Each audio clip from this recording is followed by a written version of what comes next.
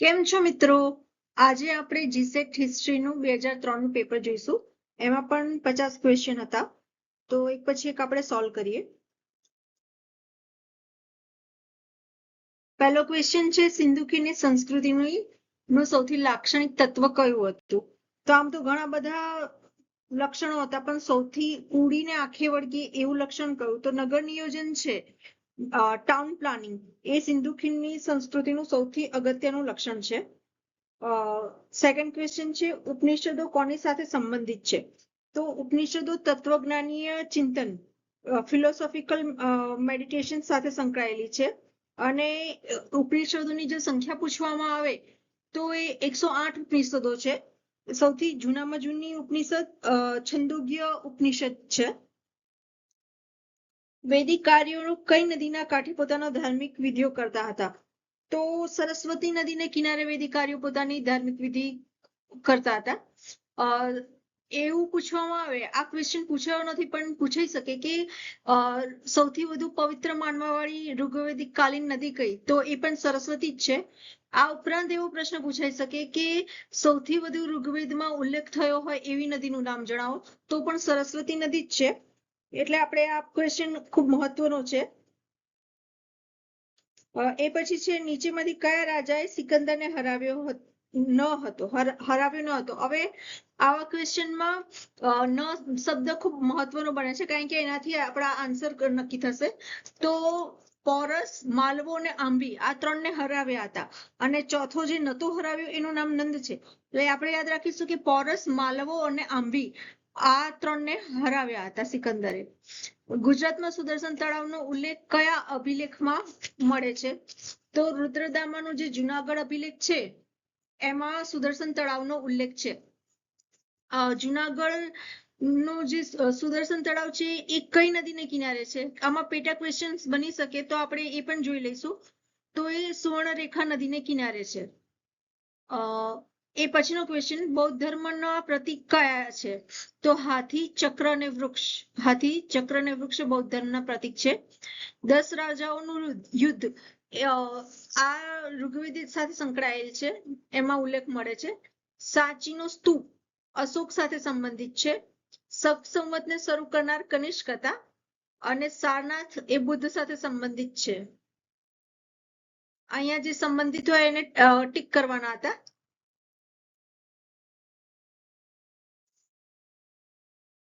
એ પછીનો ક્વેશ્ચન આપણે જોઈશું.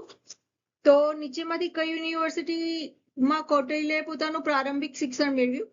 તો તક્ષશિલા યુનિવર્સિટીમાં કૌટિલ્યએ પોતાનું પ્રારંભિક શિક્ષણ મેળવ્યું હતું. વૈદિક યુગમાં નીચેમાંથી વિનિમયનું સાધન કયું હતું? તો એ ગાય છે. ગાય એ વિનિમયનું સાધન હતું. જેમ કે એ પછી સાટા પદ્ધતિ આવી, પણ એ પહેલા ગાયને પવિત્ર માનવામાં આવી હતી, એને વિનિમય તરીકે, અને જે સૌથી રીચ છે એની પાસે સૌથી વધારે ગાયો હોય એવું માનવામાં આવતું હતું. કોના શાસનકાળમાં બુદ્ધની પ્રથમ સંગતિ મળી હતી? તો અજાતશત્રુના સમયગાળામાં બુદ્ધની બૌદ્ધ પરિષદ મળેલી હતી. બુદ્ધનું નિર્વાણ પછી જે 4 મહાસંગતિ થઈ, એમાંની પ્રથમ અજાતશત્રુના સમયમાં મળેલી હતી. અને એ ટાઈમે પાલી અને ઉપાલીએ વિનય પીટક અને આનંદે સુપ્ત પીટકની રચના કરી હતી. એ પછી જે સેકન્ડ બુદ્ધ પરિષદ મળી એ વૈશાલી બિહારમાં મળી, અને એમાં સબકામી હતા, એમને અધ્યક્ષતા લીધી હતી.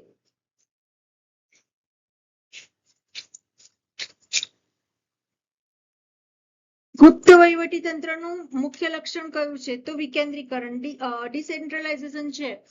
પાવરનું ને સત્તાનું જે વિકેન્દ્રીકરણ છે એ ગુપ્ત વહીવટી તંત્રનું સૌથી મહત્વનું લક્ષણ છે.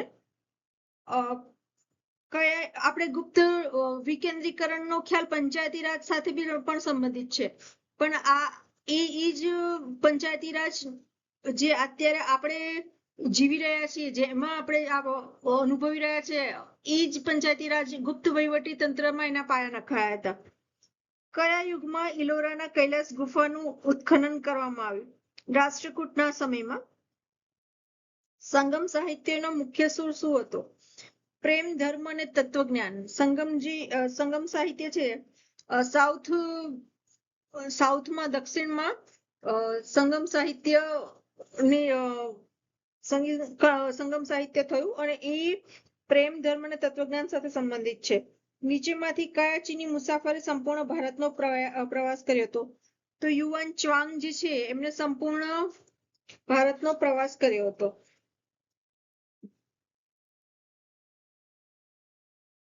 ત્યારબાદ આ કથન કોણે કહ્યું છે એ ઓળખવાનું છે. તો દિલ્હી આકારમાં પ્રચંડ, વિસ્તારમાં મોટું, વસ્તીમાં મહાન અને માત્ર ભારતનું નહીં સમગ્ર પૂર્વ ઇસ્લામનું પ્રતિનિધિત્વ કરતું હતું. આ કથન ઇબ્ન બતુતાએ કહ્યું છે. દિલ્હી માટે આ કથન ઇબ્ન બતુતાએ કીધેલું છે. અલાઉદ્દીન ખિલજીના શાસનકાળ દરમિયાન હોયસલોનું રાજ્ય ક્યાં હતું? તો દ્વારા સમુદ્ર એનો આન્સર છે. હોયસલોનું રાજ્ય દ્વારા સમુદ્રમાં હતું. સ્થલન યુગમાં નીચેમાંથી કયા શબ્દ એકબીજાના સમાન ભાષે છે? તો સાદી અને પરગણા એ એકબીજાને સમાન ભાષે છે. હવે એનો જે એડમિનિસ્ટ્રેટિવ ક્રમ છે તો એ ક્યારેક અસેન્ડિંગ ઓર્ડરમાં અથવા ડિસેન્ડિંગ ઓર્ડરમાં, ચડતા કે ઉતરતા ક્રમમાં પૂછવામાં આવે છે. તો સૌથી ઉપર જે હશે એ સુબા છે. સુબાની અંડરમાં પરગણા આવે અને પરગણાથી નીચે જિલ્લાનું સ્થાન છે. સુબા, પરગણા અને જિલ્લા આમ એ રીતેના ક્રમમાં છે. તો આપણે એને એવી રીતે યાદ રાખીશું. અને નીચેથી ઉપર કે તો જિલ્લા, એના ઉપર પરગણા, એના ઉપર સુબા. 18મી સદીના મધ્ય ભાગમાં ઉત્તર ભારતમાં જાટ સત્તાનો મુખ્ય સ્થપતિ કોણ હતા? સૂરજમલ હતા. તે 18મી સદીમાં ઉત્તર ભારતમાં મહાન મુખ્ય સ્થપતિ તરીકે હતા. પુસ્તક અને ચિત્રણ કળાને ઉત્તેજન આપવા માટે કયા ઉમરાવ જાણીતા છે? અબ્દુલ રહીમ ખાને ખાન.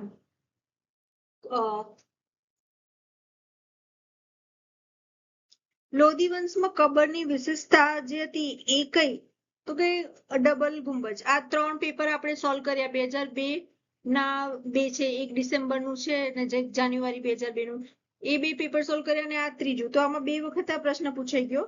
લોધી વંશના સ્થાપત્યની જે વિશેષતા છે તો એ ડબલ ગુંબજ છે. ખુસરુઓ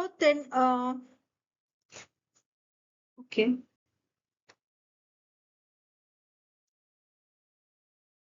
ખુસરુને તેના વિદ્રોહ દરમિયાન કયા શીખ ગુરુના આશીર્વાદ મળ્યા હતા? તો ખુસરુને તેના સફળ અભિયાન માટે અર્જુન શીખ ગુરુ જે હતા, પાંચમા શીખ ગુરુ જે હતા એમનો અર્જુનના આશીર્વાદ મળ્યા હતા. શિવાજીના શાસન દરમિયાન જે અનિયમિત ઘોડેસવાર સૈનિકોને રાજ્ય તરફથી પગાર જાળવણીનો ખર્ચ અપાતો ન હતો તેને શું કહેવાય? તો એને સિલહદાર કહેવામાં આવે છે. જેને રાજ્ય તરફથી ચૂકવણું નતું થતું, પગાર નતો મળતો, એવા અનિયમિત ઘોડેસવારોને જે રાખતા એને સિલહદાર તરીકે ઓળખવામાં આવે છે.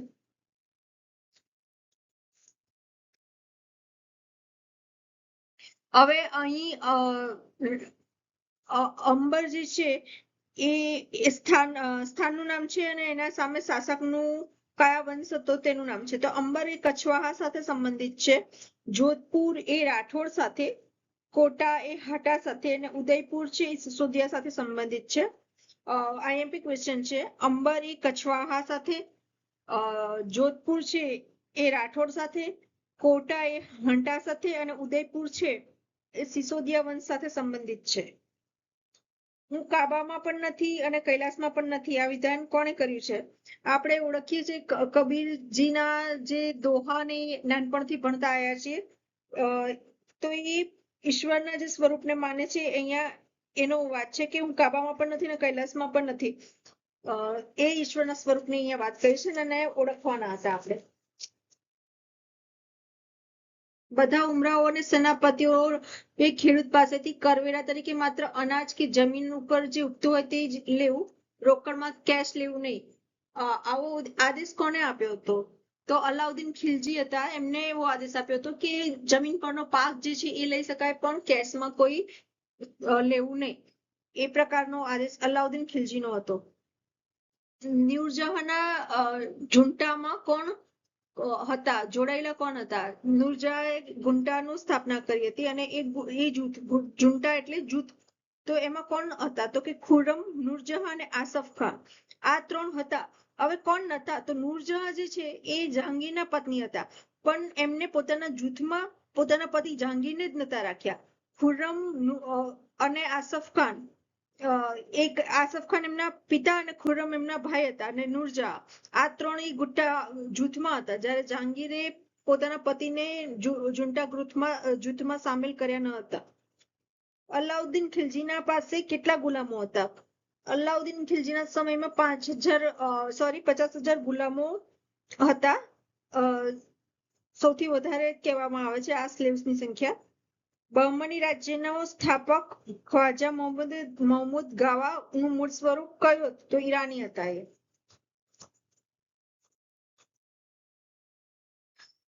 ત્યારબાદ આપણે જોઈશું અકબરની મહેસૂલી પદ્ધતિમાં દસ્તુર અલ અમલનો અર્થ શું થાય છે? તો પ્રતિ વીઘા રોકડ મહેસૂલના દરને દસ્તુર અલ અમલ કહેવામાં આવે છે.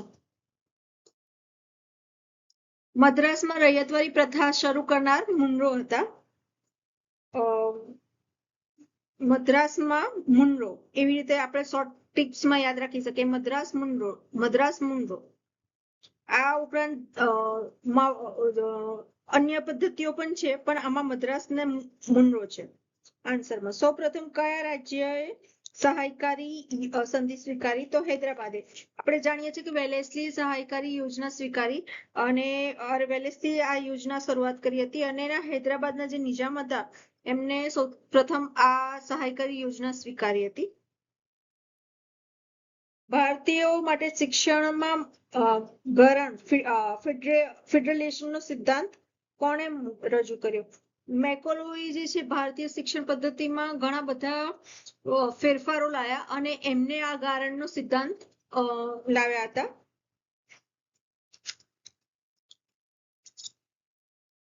ત્યારબાદ કાયમી બંદોબસ્તમાં જમીનદારોનો હિસ્સો કેટલો હતો? તો કાયમી બંદોબસ્તમાં જમીનદારોનો હિસ્સો 1/11 હતો. રવિન્દ્રનાથ ટાગોરે નીચેમાંથી કયા પ્રસંગને કારણે સરનો ખિતાબ ત્યાગી દીધો હતો? જલિયાવાલા બાગનો હત્યાકાંડ જે થયો 1919નો જનરલ ડાયર દ્વારા જે કરવામાં આવ્યો, એના કારણે રવિન્દ્રનાથ ટાગોરે સરનો ખિતાબ ત્યાગ્યો હતો. ગાંધીજીના નેતૃત્વને સંગઠિત કરવાની સફળતા માટેના ઠેકેદારોનો વિચાર કોણે પ્રતિપાદિત કર્યો હતો? જુડિથ બ્રાઉને આ વિચાર પ્રતિપાદિત કર્યો હતો. નીચેમાંથી કઈ આર્થિક રાષ્ટ્રવાદ સાથે સંકળાયેલ ન હતું? તો આર્થિક રાષ્ટ્રવાદ સાથે સંકળાયેલા હોય એવા ના નામ ઓળખવાના છે અને એક અલગ કરવાના છે. આમાં એની બેસન્ટ એનો જવાબ છે કે એની બેસન્ટ હતા એ તો સ્વતંત્રતા ચળવળમાં મહિલા નેતા તરીકે હતા એની બેસન્ટ, એટલે એ નહીં હતા આર્થિક રાષ્ટ્રવાદ સાથે સંકળાયેલા. પણ સંકળાયેલા કયા હતા? તો આરસી દત્ત, દાદાભાઈ નવરોજી અને જીવી જોશી. દાદાભાઈ નવરોજીએ તો આપણને ખબર છે કે જે આપણું આર્થિક શોષણ થઈ રહ્યું હતું એનો ખ્યાલ સૌ પ્રથમ દાદાભાઈ નવરોજીએ જ બધાના ધ્યાનમાં લાયા કે અંગ્રેજો કેવી રીતે આપણું આર્થિક શોષણ કરી રહ્યા છે, આપણા દેશની સંપત્તિનું બહિર્ગમન થઈ રહ્યું છે, એ ખ્યાલ દાદાભાઈ નવરોજી આપ્યો હતો. અને આ ઉપરાંત આરસી દત્ત અને જીવી જોશીએ પણ આર્થિક રાષ્ટ્રવાદી હતા.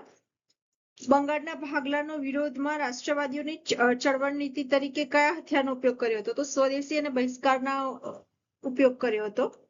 સર્વોપરી સત્તા એ બ્રિટિશ સરકાર દ્વારા કોની સાથેના સંબંધમાં વપરાતી સત્તાનું પદ હતું? દેશી રજવાડા હતા, પ્રિન્સલી સ્ટેટ્સ, તે આની સાથે સંકળાયેલા છે. મૌલાના અબ્દુલ કલામ આઝાદ કયા ઉર્દુ સામાયિકનું સંપાદન કરતા હતા? મૌલાના અબ્દુલ કલામ આઝાદ એ આઝાદ ભારતના સૌપ્રથમ મિનિસ્ટર હતા, એજ્યુકેશન મિનિસ્ટર, અને એમને અલ હિલાલ નામનું પુસ્તક આપ્યું હતું. એ સિવાય એક બીજું પુસ્તક છે, ઇન્ડિયા વિન્સ ફ્રીડમ. અલ હિલાલ અને ઇન્ડિયા વિન્સ ફ્રીડમ, આ બે પુસ્તકો મૌલાના અબ્દુલ કલામ આઝાદના છે. હવે ક્રમમાં ગોઠવવાના ક્વેશ્ચન આપણને પરીક્ષામાં ક્યારેક કન્ફ્યુઝ કરી દેતા હોય છે, તો આપણે જોઈશું કે ક્રમ કયો હતો. તો સાયમન કમિશન ક્યારે આવ્યું? 1927 માં આવ્યું. સૌથી પહેલા સાયમન કમિશન આવ્યું 1927. Cripps mission 1942. એ પછી કેબિનેટ આવ્યું 1946 અને છેલ્લે માઉન્ટ બેટન આવ્યું 1947. અને આપણને જે આઝાદી મળી એ માઉન્ટ બેટન પ્લાનના આધારે મળી. તો સૌથી પહેલા કયું હતું? આને એકાદ બે વખત રિવાઇઝ કરીશું એટલે તરત જ એક્ઝામ હોલમાં આપણને ટીક કરવામાં વાંધો નહીં આવે. સાયમન કમિશન 1927, ક્રિપ્સ 42, કેબિનેટ 46 ને Mountbatten 47. Simon 27, Cripps 42, cabinet 46 ને માઉન્ટ બેટન 47. હિન્દ સ્વરાજના લેખક M.K. ગાંધી છે.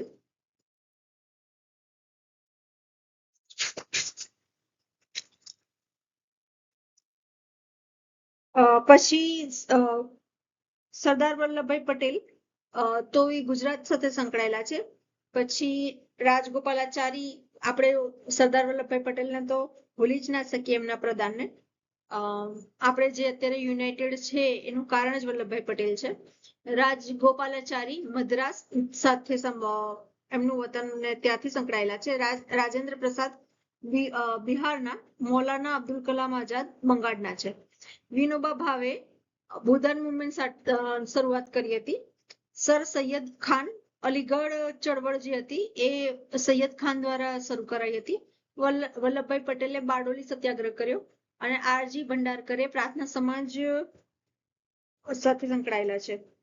હવે પાછો એક ક્રમનો ક્વેશ્ચન છે. 50 ક્વેશ્ચન માંથી 2 કે 3 ક્વેશ્ચન હંમેશા ક્રમના પૂછાતા જ હોય છે. હવે કોઈ કમિશનને લગતો હોય, કોઈ એક્ટ આવ્યો એને આધારે હોય, કે પછી કોઈ સત્યાગ્રહના ક્રમ હોય, અથવા તો આધુનિક ભારતમાં આ રીતે હોઈ શકે, અથવા તો પછી મધ્ય ભારતમાં કે એમાં રાજાના શાસનના ક્રમ પણ પૂછી શકે. આ ક્રમનો ક્વેશ્ચન આધુનિકનો છે, આધુનિક ભારત. તો ચંપારણનો જે સત્યાગ્રહ થયો 1917, ખેડા 1918, પૂના 1932, પૂના કરાર જે થયો એ 1932 ને હિન્દ છોડો ચળવળ 1942. ચંપારણ 1917, ખેડા 18, પૂના 32 અને હિન્દ છોડો 42. કાળું મૃત્યુ થયું એ પ્લેગમાં ગણાતું, કે પ્લેગના કારણે પ્લેગ ભયંકર ફાટી નીકળ્યો તો જે ડેથ થયા એ કાળા મૃત્યુ તરીકે ઓળખાતું. ત્યારબાદ બિનજોડાણવાદ ના સભ્ય, બિનજોડાણવાદી જે રાષ્ટ્ર હતા એના સભ્યોની વાત છે. તો ભારત, શ્રીલંકા અને ઇજિપ્ત. જ્યારે દેશ 2 ભાગમાં વહેંચાયો હતો ત્યારે જેમને કોઈ એક ધ્રુવમાં જોડાવાની જગ્યાએ તટસ્થ રહેવાની જે નીતિ અપનાવી એમાં ભારત, શ્રીલંકા અને ઇજિપ્ત હતા જેને બિનજોડાણવાદી રહ્યા. બિનજોડાણવાદ એટલા માટે પણ જરૂર હતું કે વૈશ્વિક શાંતિ માટે, અને આ વિકાસશીલ દેશો હતા તો એમને કોઈ એક અમેરિકા કે રશિયા તરફી જ્યારે જોડાતા તો એ પોતાના વિકાસ કરી નતા શકતા. એટલા માટે સંસાધનો પણ સીમિત હતા અને હિંસામાં પણ નતા માનતા. એટલે આ બિનજોડાણવાદ અથવા તટસ્થતાની નીતિ આ દેશોએ અપનાવી હતી. ત્યાર પછીનો ક્વેશ્ચન છે, પ્રેસિડેન્ટલ ફ્રેન્કલિને રૂઝવેલ્ટ 1929 મહામંદીના સામનો કરવા માટે કઈ નીતિ અપનાવી હતી? 1929 ની અમેરિકાની જે શરૂઆત થયેલી જે મહામંદી હતી એની સામે ફ્રેન્કલિને ન્યૂ ડીલની નીતિ અપનાવી હતી. નારીવાદનો અર્થ લૈંગિક સમાનતા છે. જ્યાં સ્ત્રી અને પુરુષ બંનેના અધિકારો સમાન રીતે હોય, ત્યાં ભેદભાવ ના હોય, લૈંગિક સમાનતા, ઇગાલિટેરિયન સોસાયટીની રચનાની વાત છે. ડાર્વિનવાદ એ કયા સિદ્ધાંતને દર્શાવે છે? તો ડાર્વિનવાદનો સિદ્ધાંત છે જીવાશ્મ વિકાસ સાથે સંબંધિત છે. જીવાશ્મ વિકાસ એટલે ઇવોલ્યુશન ઓફ સ્પેસીસ. તો સ્પીસીસ ડાર્વિનવાદનો સિદ્ધાંત જીવાશ્મ વિકાસ સાથે સંબંધિત છે. તો મિત્રો આ કુલ 1 થી 50 ક્વેશ્ચન્સ હતા જેની આપણે ચર્ચા કરી. આપણે આ મેક્સિમમ અમુક એલાબરેટ કરીને પણ માહિતીને સારી રીતે સમજાવવા પ્રયત્ન કર્યો છે. લખેલું હોય અથવા વાંચેલું હોય એ ક્યારેક ભૂલી જવાય, પણ સાંભળેલું એક સાયકોલોજીકલ ફેક્ટ છે કે આપણે સાંભળેલું હોય તો એના એ ક્વેશ્ચનને 2-3 વખત રિપીટ કરશો તો ઇતિહાસ જ્યારે પેપર લખવા બેસશો તો એ ચોક્કસ આપણને યાદ આવી જશે. કદાચ મારા શબ્દો કે મારો વોઇસ તમને તે વખતે આન્સર ક્લિક કરવામાં મદદ કરે. મેં એટલે સ્ટ્રગલ જેટલી ફેસ કરી છે એ નવા આવનારા વ્યક્તિઓને ના થાય એ માટે આ વિડીયો બનાવવામાં આવે છે. તો મિત્રો આ ચેનલને લાઈક, શેર અને સબસ્ક્રાઇબ કરજો. ફરી મળીશું આવા જ માહિતી સાથે. Thank you. આવજો.